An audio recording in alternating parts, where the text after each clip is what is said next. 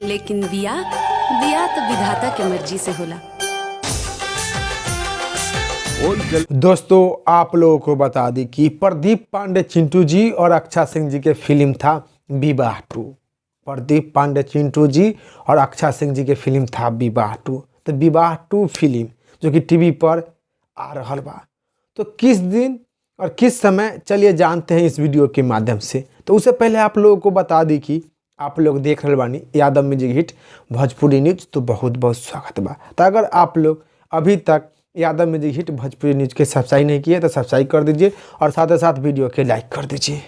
चलिए अब जानते हैं कि प्रदीप पांडे चिंटू जी और अक्षा सिंह जी के फिल्म विवाह 2 कब टीवी पर आ रहा बा। तो प्रदीप पांडे चिंटू जी और अक्षा सिंह जी के फिल्म विवाह 2 31 दिसंबर के शाम के 7 बजे भोजपुरी सिनेमा टीवी चैनल पर आ रहा बा।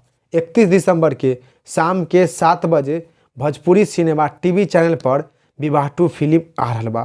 तो आप लोग नीचे कमेंट बॉक्स में बताइए कि किन किन दर्शक लोग अभी तक प्रदीप पांडे चिंटू जी और अक्षा सिंह जी की फिल्म विवाह 2 देख ले बानी, नीचे कमेंट बॉक्स में बताइए। अगर जिन दर्शक लोग अभी तक प्रदीप पांडे चिंटू जी और अक्षा सिंह जी के फिल्म विवाह 2 नहीं देखे हैं, उन दर्शक लोग 31 दिसंबर के शाम के 7 बजे भोजपुरी सिनेमा टीवी चैनल पर विवाह 2 फिल्म देख सकत बानी। 31 दिसंबर के शाम के 7 बजे भोजपुरी सिनेमा टीवी चैनल पर प्रदीप पांडे चिंटू जी और अक्षा सिंह जी के फिल्म विवाह 2 देख सकत बानी।